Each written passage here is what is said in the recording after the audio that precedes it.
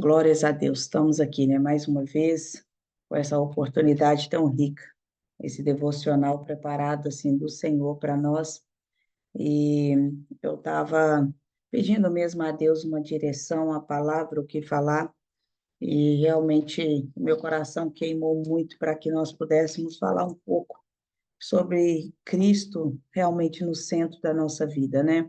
Nós temos, assim, um privilégio tão grande de termos Cristo, né? Dele ter nos escolhido, a gente tem encontrado Ele. Eu sempre olho para a minha vida, para a minha história, e sempre penso, Jesus, se não fosse o Senhor, o que seria de mim? O que seria, onde eu estaria hoje? Será que eu ainda estaria viva? Acredito que não estaria, mas um dia o Cristo entrou na nossa casa, na nossa família, a minha mãe o reconheceu como Senhor e Salvador e abraçou essa verdade e virou, né, uma intercessora dos seus filhos. E a gente hoje usufrui dessa graça, né, de ter crescido no Evangelho, de ter crescido como exemplo do que o Cristo faz na vida, numa família que estava toda destruída, e continuar vendo a grandiosidade e o privilégio que é andar com Jesus e o quanto os ensinamentos que ele nos dá serve para nos proteger, né? Deus está nos protegendo o tempo todo quando Jesus fala, olha, afasta disso, afasta daquilo, não faça isso, não faça aquilo. Essas orientações que Deus está nos dando protege a nós mesmos, porque imagina se nós vivêssemos uma vida totalmente sem limite, uma vida desregrada, uma vida, né, afastada dos princípios do Senhor. Imagina o quão duro não seria a nossa vida, o quanto não seria penoso. Eu sei que tem pessoas aqui que outrora andaram, né, no caminho das trevas, andaram na escuridão, e essas pessoas que tiveram essa experiência pode ainda testemunhar com mais propriedade o quanto essa vida era dura, o quanto essa vida era sofrida, era vazia, precisava de estar sempre embriagado para dar conta de viver. Mas nós tivemos, né, a graça que de Jesus veio, né? O Pai enviou o seu único filho e Jesus veio para que nos trouxesse vida e vida em abundância, para nos livrar de viver uma vida de escravidão. Então, todas as vezes que nós olhamos pelas ofertas do pecado e que muitas vezes o mundo pensa que a nossa vida é uma vida chata, que a gente não pode fazer nada, e eu fico pensando tanto que essa cegueira ainda está sobre, né, a vida de quem não conhece o Cristo, porque na verdade a nossa vida é uma vida de liberdade, né? Nós já fomos chamados por Cristo para sermos livres e depois que o Filho nos liberta, verdadeiramente somos livres. Nós podemos escolher fazer ou não. Nós temos a graça de Deus que fala, olha, não vá pela esquerda, né? Escolha o caminho da bênção, não escolha o caminho da maldição. Então, nós temos a orientação da palavra, mas nós temos a liberdade de escolher. E quando nós éramos presos no mundo, no pecado, nos vícios, né?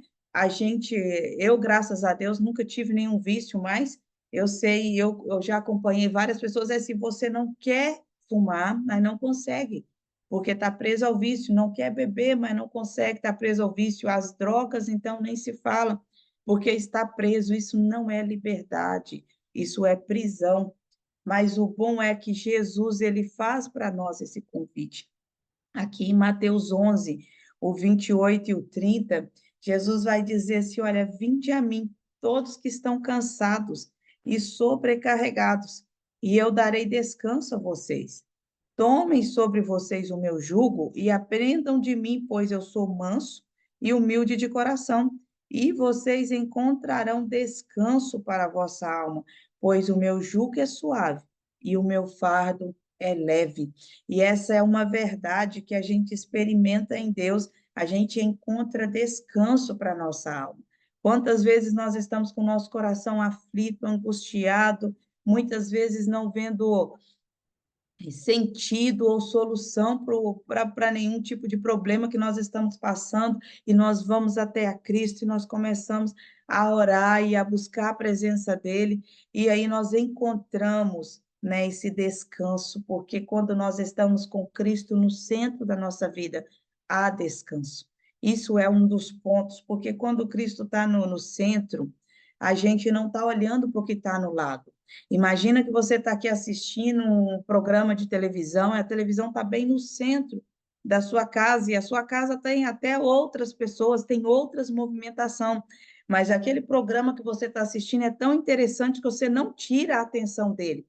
E quando você não tira a atenção daquele problema, daquele programa, o que que vai acontecer? Você não sabe os problemas que estão acontecendo à sua volta, você está focado naquele programa e você sabe tudo sobre o que está acontecendo ali. Você não tá observando os barulhos que está ao seu redor. Você não está observando o cenário que está ao seu redor, porque você está focado, concentrado 100%. E os barulhos à volta faz com que a sua concentração seja maior, porque se a sua concentração não for completa, você não vai conseguir entender o que está sendo passado ali naquele programa. Então, imagina que a sua concentração está 100% e tem aqui, talvez, criança brincando, criança brigando, as coisas acontecendo à sua volta e a sua concentração está 100% naquele programa, e aí depois eu chego e te pergunto, olha, você viu o que aconteceu aqui? Aí você vai virar, hã? Não, né? E aí, isso então eu falo que os pais, eles são profissionais, né? Eles conseguem concentrar ali num programa de televisão e os filhos quase matando uma outra e eles estão lá concentrados naquele programa que nem vê. Mas você não viu, olha aqui a mordida e tal, não vi nada, estava concentrado. E o que eu quero dizer com isso? Que quando a gente coloca Cristo no centro da nossa vida e a nossa atenção e o nosso foco está nele, a diversidade que está acontecendo à nossa volta, ela não é capaz de nos desequilibrar, ela não é capaz de nos promover um estresse ou um problema grande, porque o nosso foco está em Cristo. Opa, eu já entendi, Cristo é o centro da minha vida, Ele está no centro, então meu olhar está nele, e Hebreus vai dizer que olhando para o autor e consumador da nossa fé, entendeu? Então, olhando para Ele, eu estou aqui firme, o mundo tem muitas vozes ao meu redor dizendo tantas coisas, mas o meu olhar está nele. Por quê? Porque nele há descanso para minha alma.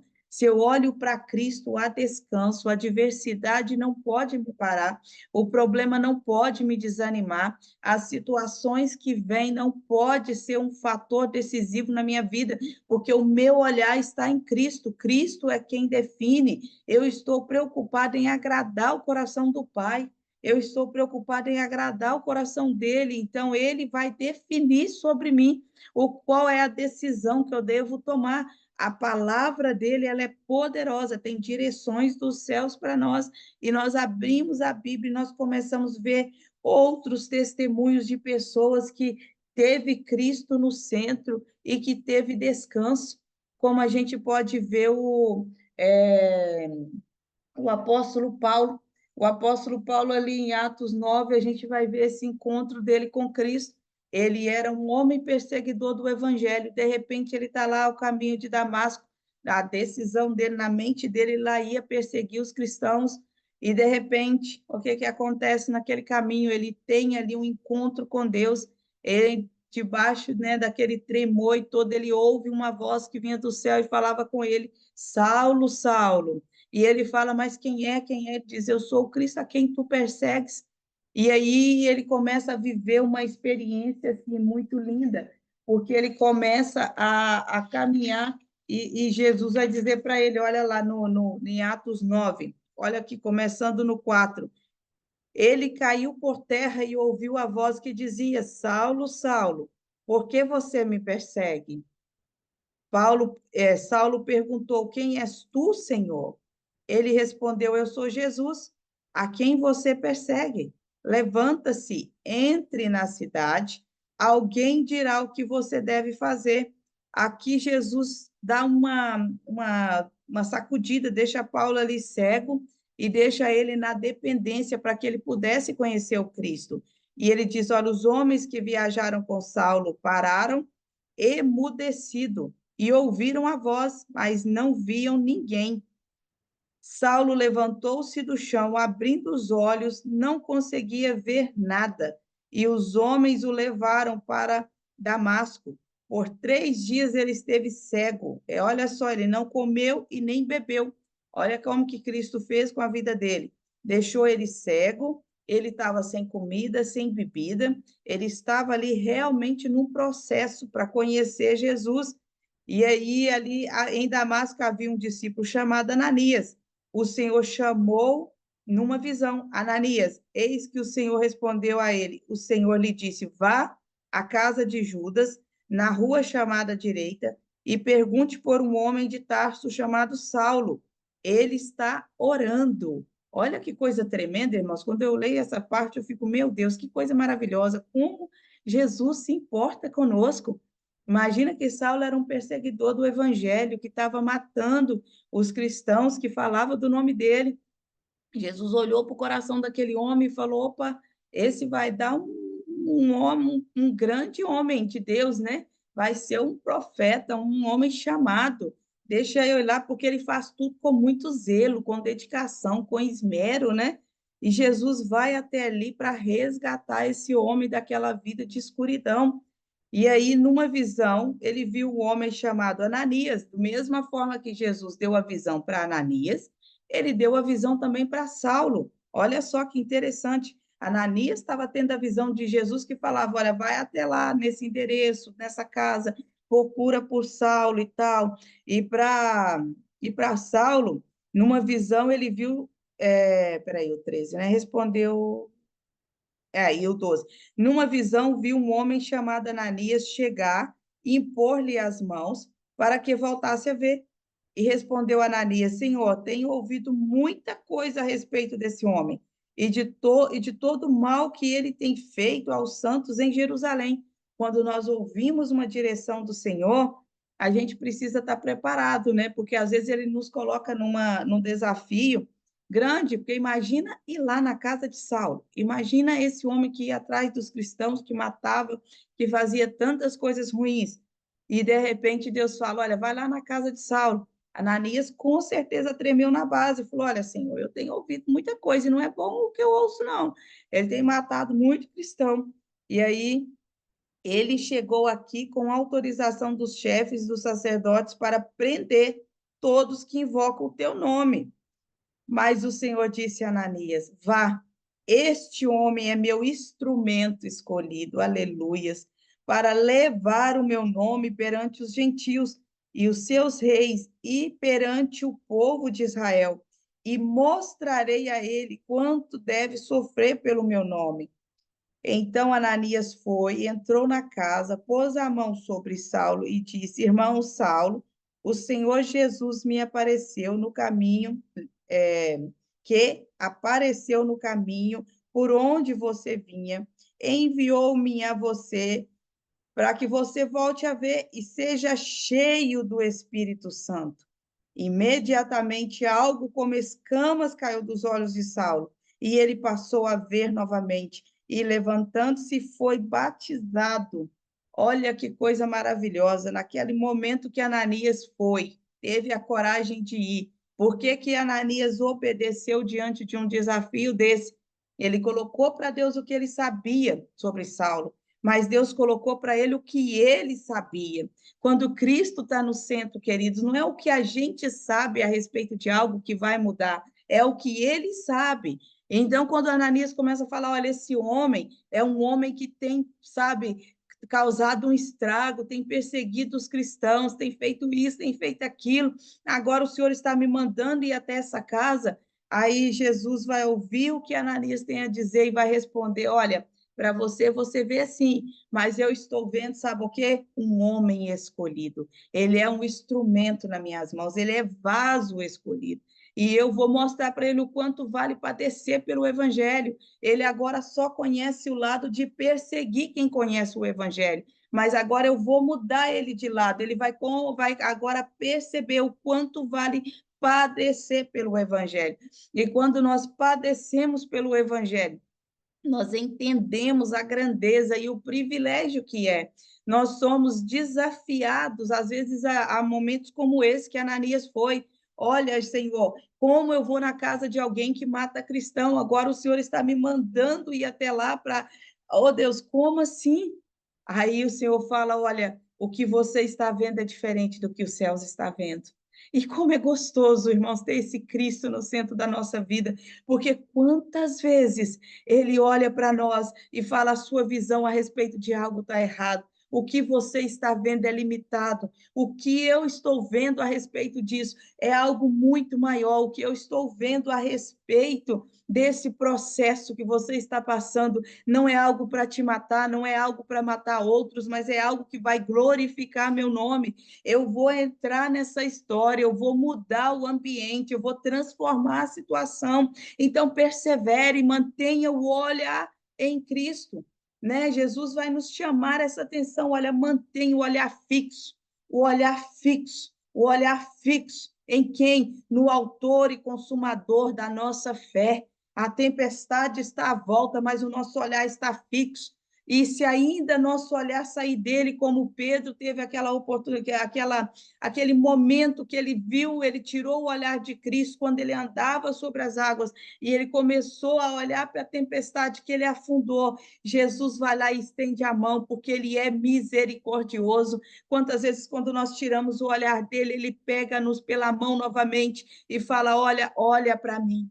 Olha para mim, não olha para os desafios da vida, não olha para o que estão a dizer a seu respeito, olha para mim, porque ele tem o bálsamo, ele é o alfa, ele é o ômega, ele é o princípio, é o fim, ele é o todo-poderoso que governa sobre todas as coisas. Não há nada impossível para Deus, não há nada impossível para Deus, e só nós podemos impedir de viver a nossa vida, de viver o que ele tem prometido. Por isso que há muitas vozes querendo roubar a nossa atenção, porque Cristo fez uma promessa para nós: olha, eu vou para o Pai, mas eu voltarei para vos buscar. Há essa promessa que nos espera. Cristo vai voltar para nos levar para morar com Ele, e um dia, assim como Ele é, nós o veremos. Mas há tantas vozes querendo nos confundir nessa caminhada, há tantas vozes que querem tirar Cristo do centro e colocar o homem no centro. Nós vivemos no século que o homem está no centro. O que eu tenho que fazer é tudo que me faça feliz, é tudo que eu desejo, porque a vida é tão curta que, se eu não aproveitar a vida, eu vou viver assim, frustrado por um tempo tão curto, porque vai passar tão rápido. Queridos, e aí a Bíblia, Jesus vem e fala: olha, nega a ti mesmo, pega a tua cruz, siga-me. Mas, queridos, não tem vida melhor. Não tem vida melhor, porque a gente vê pessoas que estão assim, debulhadas no pecado, vivendo tudo que o coração sente, e com tantas frustrações, e cada vez elas penetram mais no pecado, buscando a felicidade, buscando a satisfação, e essa satisfação nunca vem, por quê? Porque existe em nós um buraco do tamanho de Deus. Se nós não estivermos com Ele ali, nós temos uma vida vazia, uma vida frustrada, né? Enfrentamos decepções e desilusões e muitas vezes nem entendemos o sentido da vida, mas quando Cristo está no centro, é leve, há descanso, há uma paz que excede todo o entendimento, como está em quatro, Filipenses 4:7, que fala assim: e a paz de Deus, que excede todo o entendimento, guardará o coração e a mente de vocês em Cristo Jesus. Imagina isso, queridos. Imagina isso. A paz de Deus, que excede todo o entendimento, guardará o nosso coração e a nossa mente. Aonde que vai ser guardada nosso coração e a nossa mente? Em Cristo Jesus. Por isso que, quando nós estamos com o nosso olhar fixo em Cristo, é comprovado, já como eu já falei em uma outra ministração sobre os sete, né, as sete eficácias da oração, comprovado pela neurociência, o que promove no cérebro da gente. Então, quando nós estamos com esse olhar focado em Cristo, até Alzheimer, demência, essas coisas, tudo são retardados se a pessoa tiver essa tendência, às vezes genética, Por quê? Porque nosso olhar está ali foco, ele traz paz à nossa mente. E toda vez que a nossa mente começa a ficar perturbada, eu te faço até esse desafio. Se a sua mente começou a ficar perturbada, começou a sentir aflição, ansiedade e aquele desespero começou a bater na porta, faça uma coisa. Dobre o seu joelho e vai orar. Volte o seu olhar para Jesus Cristo, o autor e consumador da nossa fé. Volte o seu olhar para Ele, porque quando nós voltamos o nosso olhar para Cristo, nós experimentamos o que está escrito aqui, essa paz que excede o nosso entendimento. Quantas vezes nós dobramos o nosso joelho e nós colocamos ali o nosso joelho em terra e começamos a orar e pedir ao Senhor para que Ele tenha misericórdia de nós, que nós estamos aflitos, e quando nós levantamos daquela oração, nós estamos com o nosso coração cheio de paz, porque nós tiramos o olhar dos problemas. E quantas vezes, na distração da vida, nos falatórios do diabo, que setas e ciladas que são lançados o tempo todo, nós somos tentados a olhar para o problema. E todas as vezes que nós olhamos para o problema, ele se torna grande, grande demais. E às vezes, no meio do problema, Cristo vai nos pedir algo que nos custa muito, e muito mais do que aquilo que a gente pensa. Quem conhece a história do Mãe sabe como foi que nasceu Mães no meio de uma imensidão de problemas. Deus vai e fala, a senhora direciona a iniciar um projeto. E é isso, no meio da dimensão do problema, estava ali, Paulo não via, não estava comendo, estava num local ali que talvez nem ele mesmo sabia exatamente onde ele estava, porque ele foi levado para lá, ele já estava cego. Ele ia receber a visita de um homem de Deus que ele não conhecia, e de repente, quando aquele homem ora por ele, as escamas caem. E assim acontece na nossa vida, quando nós oramos e buscamos e voltamos o nosso olhar para o Senhor, as escamas caem dos nossos olhos. Mas o que a gente tem que estar atento é aonde está o foco, onde está o centro da nossa atenção, aonde está o centro. Quantas vezes eu tenho que parar aqui e falar, pera lá, aonde está o centro da minha atenção? As coisas estão se agitando demais, aonde está o centro da minha atenção? Às vezes é preciso parar, respirar fundo, fazer essa pergunta para nós mesmos, pedir o Espírito Santo, falar, Espírito Santo, venha, venha e me faça entender, tira a escama dos meus olhos, me mostra onde que está o centro da minha atenção, porque se o centro da minha atenção está fora de Cristo, vai virar uma bagunça. Eu vou olhar para tanta coisa para fazer, para resolver, e não vou dar conta. E eu vou falar, meu Deus, como que eu vou resolver esse problema daqui, aquele problema de lá, aquele problema de cá? Meu Deus do céu, é enfermidade, é financeiro, é trabalho, é filhos, é isso, é ministério, é não sei o quê, não sei o quê. E veio tudo de uma vez só. Jesus tem misericórdia da minha vida, eu vou, como dizem, enlouquecer. E aí nós paramos, sentamos, respiramos fundo, convidamos o meu amigo Espírito Santo, senta aqui do meu lado. Olha bem, eu preciso do Senhor, Jesus Cristo, meu amigo verdadeiro. Olha como que está a tempestade ao meu redor, mas o Senhor é o meu centro. O que que o Senhor quer para mim? Eu lembro perfeitamente, na época da pandemia, eu estava num momento que eu precisava tomar decisões, tinha que ir para Londres no meio da pandemia, tinha que passar por Portugal, e estava aquela confusão toda, e eu sabia que eu tinha que ir para Londres. E estava tudo muito agitado, eu estava muito agitada com tudo o que eu tinha que fazer nesse processo. Eu falei, meu Deus, tem misericórdia da minha vida, tá tudo muito agitado. E eu fui orar. E quando eu orei, o Espírito Santo falou para mim assim, o que você precisa para hoje? Falei, para hoje eu preciso alimentar, tomar banho, deitar, dormir, fazer isso e aquilo outro. E aí o Senhor fez para mim, você tem isso para hoje? Tenho. Tenho casa para hoje, tenho comida para hoje, tem tudo isso aqui para hoje. Então, para que você está preocupado? Não andeis ansioso com o dia de amanhã. Não andei ansioso com o que vai comer, com o que vai vestir, não andeis ansioso. Porque nós gastamos a nossa vida com a ansiedade do amanhã, porque o de hoje, se a gente parar e pensar, falou, opa, Hoje está tudo sob controle. O que eu preciso para hoje, quando Deus me ensinou, quando o Espírito Santo ministrou no meu coração, que eu aprendi essa lição, eu vivo aplicando ela na minha vida. Eu paro e penso o que eu preciso para hoje. Olha, para hoje eu preciso disso, e disso e disso. E aí, então, o que eu faço? Eu começo a ver que para o dia de hoje eu tenho o suficiente. E aí eu começo a orar e falo, eu não vou deixar o amanhã roubar. Eu não vou deixar o amanhã roubar a minha paz. Porque, na verdade, o amanhã ele não existe. Quando chega o amanhã, ele se torna hoje também. Então, assim, a única coisa que nós temos é o presente.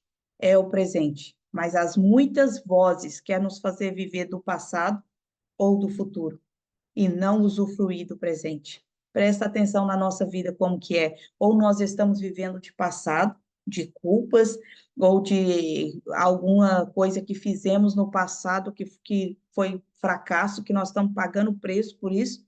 Então, carrega aquele peso do passado ou do futuro com ansiedade de como vai ser, de como vamos fazer, de como vamos conseguir resolver essa situação e essa circunstância ao nosso redor. E aí o presente nós carregamos só pesos, peso do passado, peso do futuro, e Jesus vai nos convidar. Aí chega Jesus, oh Jesus, obrigada, Senhor, obrigado. Ele chega e fala, olha, vem até a mim, traga seu fardo, traga tudo que você está carregando de pesado e lança, porque eu vou te dar um jugo suave, porque o meu fardo é leve e o meu jugo é suave. Então ele vem e nos convida, olha, troca comigo, você está carregando peso demais, sabe por quê? O seu passado, eu já te perdoei, eu já lancei no mar de esquecimento e já dele nem lembro mais. O seu futuro pode deixar na minha mão, lança sobre mim toda a sua ansiedade. Porque sabe por quê? Porque eu tenho cuidado de vocês. Aí chega Jesus na nossa história e olha, fala, olha para mim. E coloca ali no meio daquela situação e diz: eu sou o centro, olha para mim. E quando nós olhamos para ele, nós pegamos e falamos: era tudo que eu precisava. E nós muitas vezes esquecemos disso. Em Hebreus, vai dizer assim: portanto, nós também, pois que estamos rodeados de uma tão grande nuvem de testemunha, deixamos todo o embaraço e pecado que tão de perto nos rodeia, e corramos com paciência a carreira que nos está proposta, olhando para Jesus, autor e consumador da nossa fé. E aí eu falei, gente, olha isso, o que Hebreus 12, né, 1 e 2 vai dizer. Portanto, nós que estamos rodeados, essa tão grande nuvem de testemunha, que está o tempo todo querendo nos tirar desse foco, e as nuvens de testemunhas que tem aqui não fala, né? Se essas nuvens de testemunhas é só a do mal, eu creio que é todas. Nós temos os testemunhos, os anjos também são nossos testemunhos. Eu creio assim como os demônios estão ali, também tem os anjos. Então, se o demônio vir nos acusar de que nós fizemos algo, nosso Deus ele é onisciente, onipresente, onipotente. As pessoas também são testemunhas daquilo que nós estamos fazendo, nós estamos rodeados. E aí ele vai dizer, olha, deixemos todo o embaraço. E o que é embaraço? O embaraço não é pecado. O embaraço é buscar e administrar as coisas lícitas, como lazer, dinheiro, relacionamento, né? O nosso sentimento. Esses são os embaraços, são coisas lícitas. Não é o pecado aqui. Aí ele vai dizer, deixemos, né? Deixamos todo o embaraço, deixemos todo o embaraço. Sabe aquela hora que você tem que olhar para os embaraços, aquilo que está ao seu redor, vai deixar ele e vai falar: olha, eu não vou agora para o lazer, eu não vou agora correr atrás do dinheiro, eu não vou agora correr atrás, não vou priorizar o relacionamento com os meus filhos em primeiro lugar. O que é isso? Como assim? Jesus vem em primeiro lugar. Quantas vezes os filhos passam a ser o centro da nossa vida?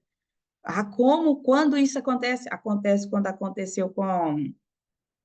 Gente, me fugiu o nome daquele sacerdote que honrava mais os seus filhos, Eli. honrava mais os seus filhos do que a Deus. Acontece quando é isso, os filhos passam a ser o centro. Ele ali, ele estava mais preocupado em agradar o coração dos filhos do que agradar o coração do Senhor. E às vezes nós, como mães, como pais, nós temos a responsabilidade de agradar o coração do Senhor em todo o tempo. E às vezes essa nossa decisão vai desagradar o coração dos nossos filhos. Eu lembro de ter tempo de eu falar com a Karen, olha, filha, eu não negocio a palavra do Senhor, a palavra fala assim e é ponto final. E ela chorar e ficar brava comigo naquele momento, dizendo que eu não a amava. Falava, eu amo você demais, mas eu amo mais o meu Jesus. E eu não negocio aquilo que ele fala para nós, porque é para o nosso bem. Nesse momento você não está entendendo isso, mas você vai entender a grandiosidade dessa palavra e o porquê que ele nos pede isso. Então, assim, muitas vezes até os nossos filhos passam a ser o centro. Se você está enfrentando problema com seu filho e ele passou a ser o centro, acabou. Como que você vai conseguir tirar ele desse lugar se a atenção está sendo voltada para ele, em agradar a ele? Como que vai ser? Então, nossos filhos pequeno, criança, grande, nunca pode ser o centro da nossa vida. Centro é Jesus Cristo. Então, isso pode ser um embaraço também, quando nós priorizamos e colocamos no centro. Então, ele vai dizer, olha, deixemos o embaraço e deixemos também o pecado, porque o pecado é a única coisa que nos separa de Cristo. Em Isaías vai dizer que a mão dele não está encolhida para não nos abençoar e nem seus ouvidos tampados para não poder nos ouvir. Mas o que faz essa separação entre nós e Cristo? É o nosso pecado. Então nós temos que deixar o pecado, deixar o embaraço que tão de perto e corramos com paciência. O que quer dizer com paciência? A carreira que está nos proposta. Porque muitas vezes nós queremos correr, mas nós queremos correr com velocidade. Nós agora, nessa época que tudo é rápido, nós vamos aqui na internet, nós já temos uma resposta. Antes nós mandávamos uma carta e ficava 3 meses para ir, 3 meses para voltar. Era no mínimo 6 meses para ter a resposta de um parente quando morava assim, em outro país. Agora não, eu vou aqui no WhatsApp, eu ligo com a minha mãe de vídeo, eu vejo ela, eu falo, eu mando uma mensagem, e eu ligo e falo no momento. É tudo muito fácil, muito simples. Nós estamos numa época da velocidade. Mas aí, quando nós voltamos para Cristo, ele não mudou. Ele é o mesmo ontem, hoje, eternamente. Ele não foi atualizado. Ele não vai ser atualizado. Ele não vai vir para o nosso mundo andar na velocidade que nós queremos. É nós que temos que aprender com paciência, mantermos o foco nele, porque o propósito dele vai prevalecer. Essa luta que nós passamos, que ele permite nos passar, é para a glória do nome dele. E quando Cristo é o centro, nós somos um Sadraque, Mesaque e Abednego, pode me lançar na fornalha de fogo, mas eu não vou prostrar diante de uma estátua. A estátua não vai ser o centro da minha vida, porque eu já tenho Cristo, eu já conheço o Todo-Poderoso, eu não vou pôr um ídolo diante de mim, eu me recuso a me prostrar diante desse ídolo, eu me recuso a me prostrar diante dessa situação, porque eu já tenho alguém que eu me prostro diante dele, e essa pessoa é Jesus Cristo, o Senhor e Salvador da minha vida. Então, nós vamos tirando os embaraços, as distrações e voltando o nosso foco para Cristo. E nós fazemos isso uma vez e já está? Não, queridos. Não, nós precisamos fazer isso sempre que necessário. Toda vez que a nossa vida começar a ficar agitada, toda vez que nós começarmos a ver a circunstância parece que vai nos sufocar, todas as vezes que nós olhamos para a tempestade, ela é maior que nós, todos os dias nas nossas atividades, nós temos que parar. Epa, quanto tempo eu já orei hoje? Quando eu parei hoje para ler a palavra? E aí eu vou analisar. Epa, hoje eu nem. Desculpa. Hoje eu nem peguei a Bíblia. Aí eu vou analisar. Epa, Cristo está sendo o centro. Eu não tenho orado. A minha Bíblia está aqui empoeirada já faz uma semana. Eu não tenho orado como deveria. Estou nessa correria e às vezes lá, até babando de sono, eu vou agradecer a Deus pelo dia, já acordo pensando, meu Deus, eu tenho que fazer isso, isso, isso, isso, isso, isso. Nem convido Jesus para ir comigo. Jesus está sendo o centro. E aí eu começo a sentir sobrecarregada com meus problemas. E aí eu vou lembrar, meu Deus, eu estou fazendo errado. Eu errei de novo. E aí eu volto para Jesus e falo, Jesus, seja o centro de novo. Perdoa, Senhor, me perdoa porque eu acabei me fracassando, eu acabei olhando para os outros lados que não deveria, e aí nós voltamos para Cristo de novo, e a boa resposta é: Ele está de braços abertos. Ele está de braços abertos para nos perdoar, Ele está de braços abertos para nos trazer para perto, Ele está de braço aberto para nos fazer melhor a cada dia. E todas as vezes que nós nos arrependemos, Ele nos perdoa. E aí, pronto, nós voltamos ali no zero com Ele novamente. E quando nós temos Cristo no centro, nós somos beneficiados. Nós usufruímos de uma vida que não tem possibilidade de viver ela fora de Cristo. Nós somos privilegiados, querido. O Evangelho é cruz, é renúncia, mas é também o privilégio de sermos filhos de Deus, é o privilégio da leveza no meio da tempestade, é o privilégio de poder caminhar sobre as águas, é o privilégio de saber que se morrer é Cristo, né? E se viver é Cristo e morrer é lucro. Nós não estamos presos nem com medo da morte. Viver é Cristo e morrer é lucro. Então, nós carregamos essa certeza que a vida nessa terra ela é passageira, mas um dia, aquele que há de vir virá, e ele vai nos levar para as mansões celestiais, e ali nós viveremos eternamente com Cristo.